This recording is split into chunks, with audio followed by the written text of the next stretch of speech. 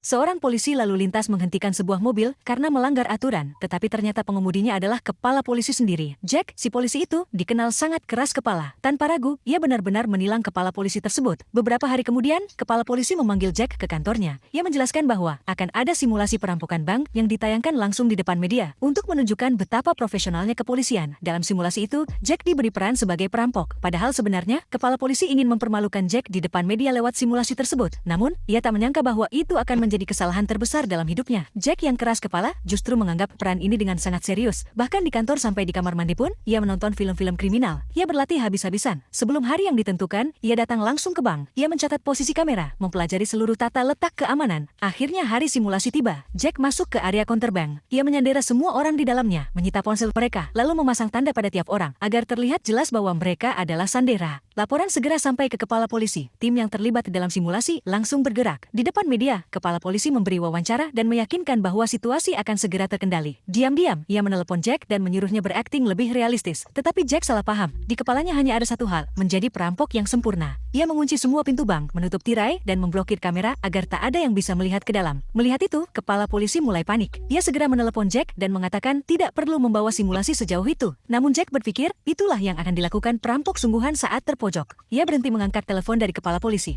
Di dalam bank, seorang sandera wanita mulai marah. Ia berteriak pada Jack dan mengatakan bahwa ia sudah keterlaluan. Jack melakukan apa yang menurutnya akan dilakukan perampok. Ia memasang sebuah tanda pada wanita itu. Di luar, kepala polisi berusaha mencegah situasi lepas kendali. Ia memerintahkan tim polisi masuk lewat jalur brankas. Namun mereka tak tahu, Jack sudah siap. Dari dalam, Jack bisa melihat setiap pergerakan polisi lewat monitor. Ia mematikan sistem ventilasi brankas. Udara di dalam mulai menipis. Tak lama kemudian, para polisi yang terjebak mulai kesulitan bernapas. Di detik-detik terakhir, Jack membuka pintu brankas. Para polisi keluar sambil terengah-engah dan langsung diberi tanda tewas. Hingga malam tiba, semua masih tertahan di sana. Kini, polisi tak punya cara untuk menyelamatkan para sandera, yang awalnya hanya diliput media kecil, kini menjadi berita nasional. Seharian penuh para sandera tak makan apapun. Wanita yang sebelumnya diberi tanda tidak sadar, kembali membuat keributan. Jack mulai kesal. Ia mendorong wanita itu ke sudut ruangan, lalu tiba-tiba melakukan push-up di lantai. Semua orang bingung, apa yang sedang ia lakukan. Beberapa saat kemudian, ia memasang tanda kritis pada wanita itu. Situasi pun semakin memburuk. Konflik ini tak bisa dibiarkan terus berjalan. Jack akhirnya mengajukan syarat untuk membebaskan sandera. Ia meminta disediakan sebuah bus dan sebuah kapal di pelabuhan. Ia akan pergi ke pelabuhan bersama para sandera, dan begitu ia naik ke kapal, ia akan membebaskan mereka. Jika kepala polisi benar-benar mengizinkan Jack pergi sampai ke kapal, itu berarti satu hal yang jelas, simulasi telah berakhir, dan polisi telah kalah.